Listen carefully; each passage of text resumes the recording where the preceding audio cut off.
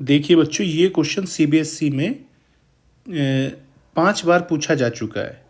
2006 में, 10 में, 16 में, 19 में और 2023 में भी पूछा जा चुका है। ठीक है, तो आइए इस क्वेश्चन को समझते हैं। क्वेश्चन क्या है, क्वेश्चन को एक बार हम रीड कर लेते हैं। Find the ratio in which Y axis divide the line segment joining the point 5, -6 and -1, -4. Also find the coordinate of the point of division. तो देखो बच्चों, अभी आपको कुछ समझ में नहीं आया होगा। तो देखिए, सबसे पहले हम क्या करेंगे, इसका डायग्राम बनाते हैं, उससे ये क्वेश्चन क्लियर होगा।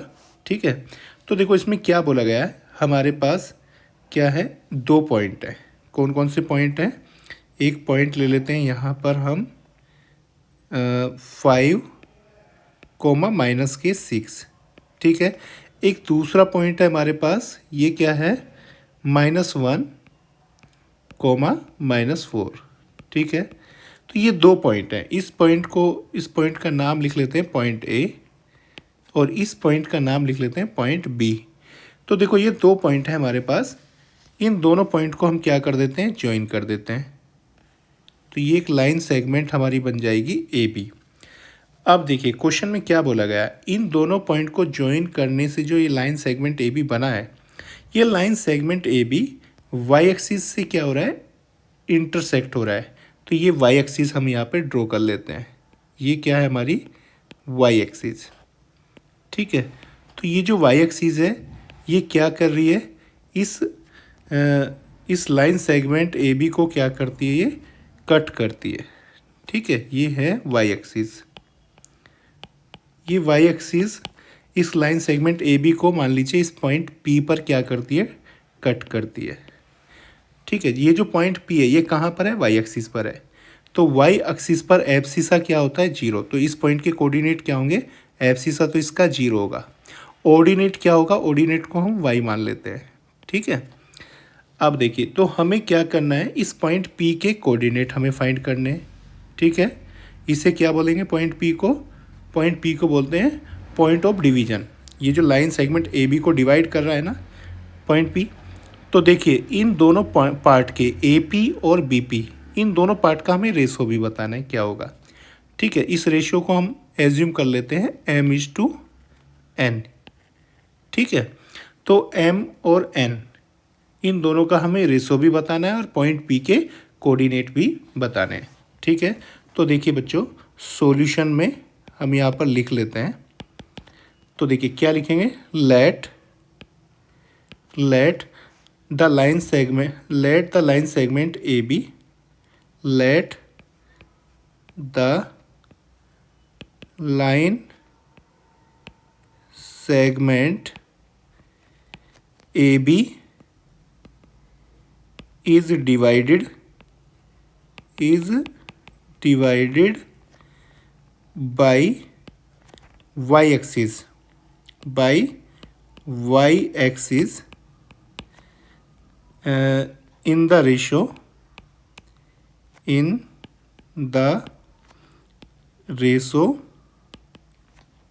कौन कौन से रेशो में, m/n। ठीक है, let the line segment A B is divided by Y axis in the ratio m/n। ठीक है, बात समझ में आ गई। और क्या करते हैं हम, देखिए पॉइंट पी के कोऑर्डिनेट मान लेते हैं। इट इम्प्लाइज दैट, देखिए ऐसे लिख सकते हैं, it implies that A P is to B P. ठीक है, ये रेशियो क्या दिया हुआ है हमें, क्या लिया हुआ है हमने, m/n लिया है। ठीक है, बात समझ में आ गई। और देखिए पॉइंट पी के कोऑर्डिनेट हमने क्या लिए हैं, लेट, देखिए यहाँ पे लिख सकते हैं, let coordinate of point P क्या ले लेते हैं, 0, y। ठीक है बच्चों, अब देखिए, अब हमें क्या करना है, m/n रेशियो हमें फाइंड करना है।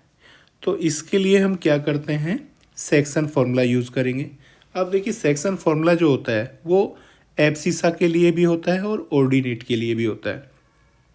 अब हमें यहाँ पर ये देखना है, हम सेक्शन फॉर्मूला एब्सिसा में अप्लाई करें या ऑर्डिनेट में अप्लाई करें।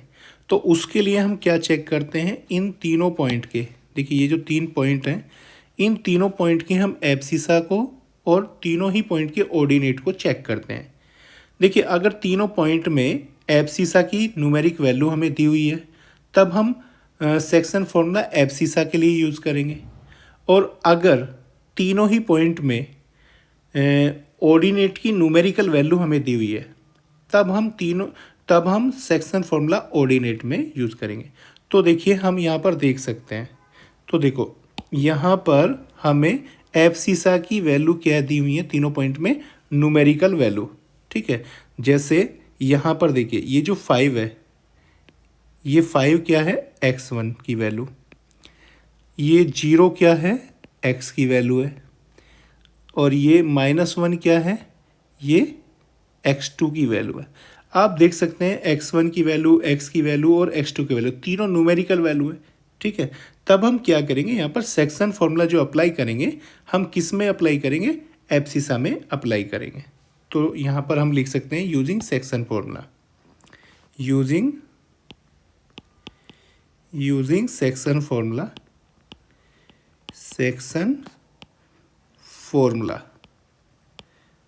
फॉर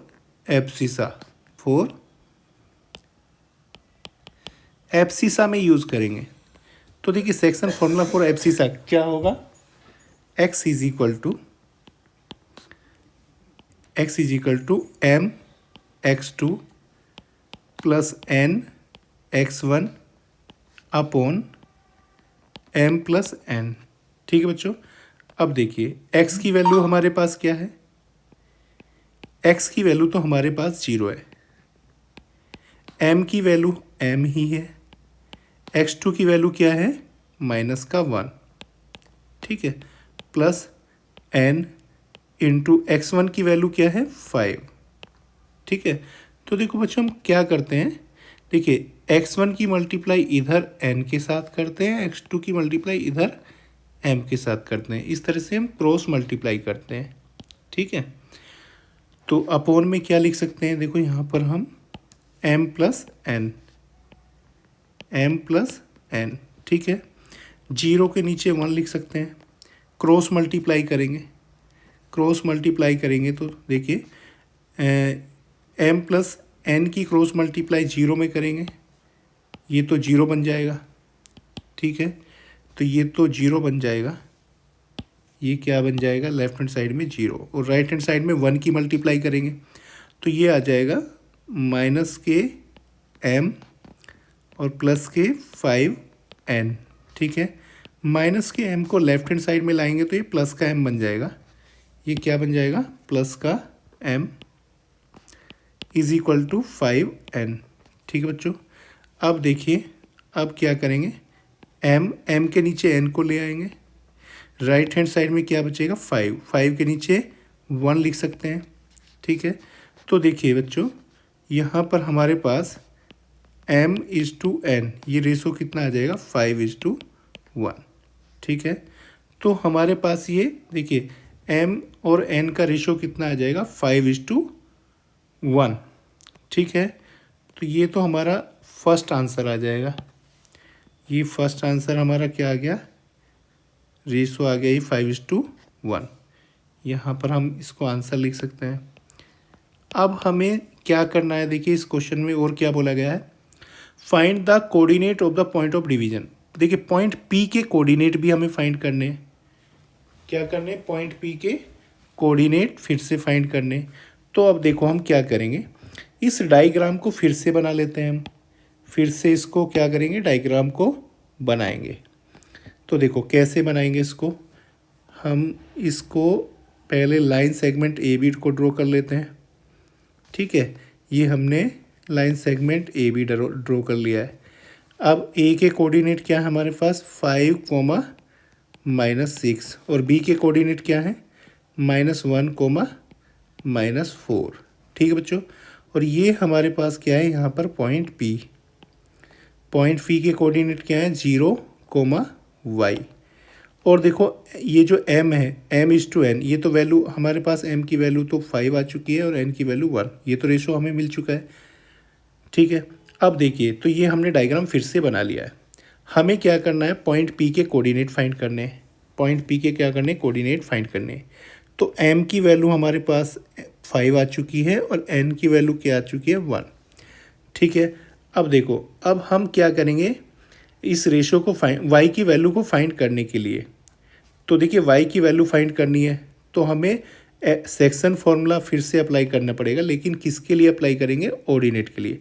तो ये -6 क्या है हमारा, y1 है, और ये -4 क्या है, ये y2 है, और ये y क्या है, y को हम क्या लिखेंगे, y।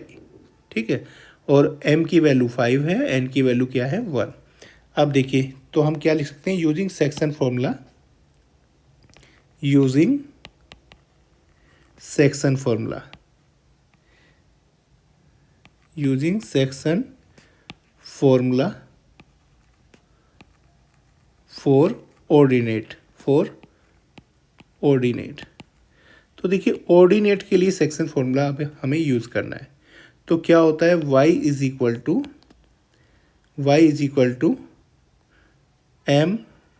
my2 plus ny1 upon में m प्लस n।